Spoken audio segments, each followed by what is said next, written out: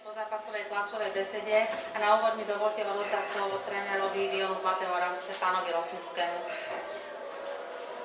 Myslím si, že v tomto zápase sme si pripravili viacej gólových príležitostí, ale o výsledku rozhodla jedna štandardná situácia.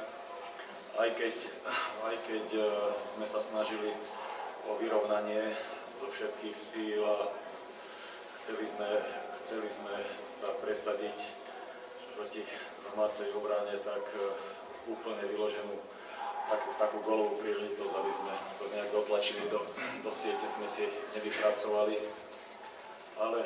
Ale mám z toho taký dobrý pocit, pretože sme dokázali odohrať viac než vyrovnanú partiu.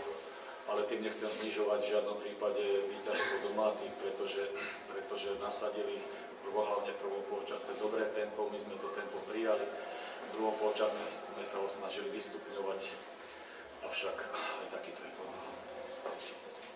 Ďakujem. Poprosím pána Valoviča.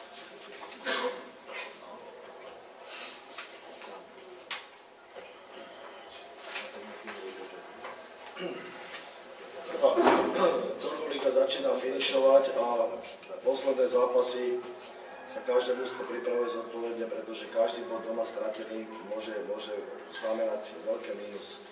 Ja si myslím, že dnes sme privítali supera, s ktorým máme zase vyrovnanú ako minulosť, ale myslím, že Moravce po minuloročnom víťazstve v pohári sú pre nás tradičný super a chceli sme za každú cenu dnes vyhrať a bodovať. Samozrejme, že chýbajú nám v zostave hráči ako Jelínek, Konečný, ktorí sú dlhodobo zranení a bolo to na tej hre cítiť. Kováč takisto mal karty, to sú teraz stabilní hráči. Snažil som sa tomu pripraviť tak, aby prvý polčas sme dali vedúci gól, pretože keby to bolo opačne, tak bolo by to pre nás náročné otočiť. Moravce majú veľmi dobre prepracovanú obrannú hru a vôbec systém hry.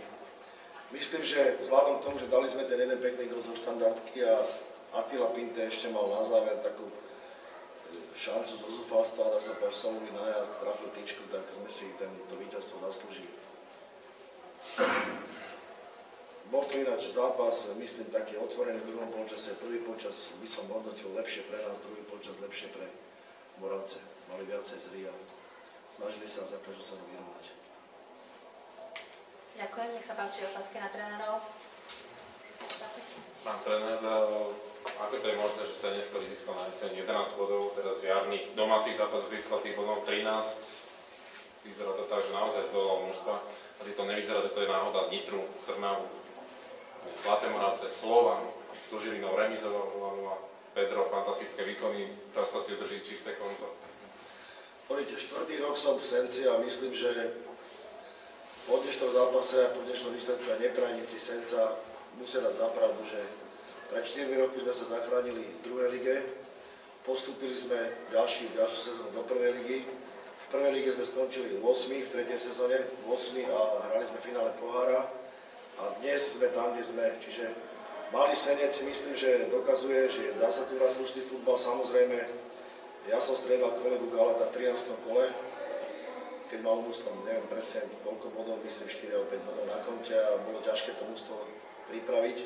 Čo sa týka brankárov, máme vždy dobrých brankárov, myslím, že máme nos na to, či Slovenčiar na jeseň dobre chytal, teraz nachytal Novota, predtým celý jar chytal dobre Slovenčiar, takže venujeme sa týmto chlapcom a je tu taký tímový duch v tomto klube, je to taký malý rodinný klub a myslím, že tie víťazstvá už prichádzajú tak, že je veľmi ťažko, ale 1-0 je vždy cenné víťazstvo. Petržalka dokáže vyhrať 6-1-0, si to veľmi cenia, tak ja si myslím, že keď Senec vyhrá 1-0 so Slovanom, 1-0 s Nitrou a 1-0 s Moravcami, je to tiež veľmi cenné a možno nepraníci mi tu gratulovali, že to bolo slavé. Ja ich chcem pozdraviť, nemajú peknú sobotu, nedelu, ale určite si to chlapci zaslúžia, pretože Moravce sú ťažký super. Keď si niekto myslí, že Moravce je nejaký dedinský klub, tak treba si s nimi zmerať síly a je to klub stabilizovaný, má dobrého trénera, veľmi dobré vedenie a určite ešte napovie veľa v tabulke. Na vašu otázku posledná taká odpoveď. Ja si myslím, že tu jar sme ukázali, že vieme robiť futbal v Senci, či sa to niekomu páči alebo nepáči a tie kritiky, ktoré boli a neustále dáva od začiatku súťaže už pred sezónou 12. miesto, vieme, o ktorého pána ide, ktorý neustále šíri tieto veci o Senci, takže my sa z toho smejeme v Senci. Prajem všetko dobre ďalej. Ďakujem, nech sa páči, kto má ešte otázky na trénerov. Keď nemá nikto, tak ukončím túto tlačovú besedu. Ďakujem. Ďakujem, že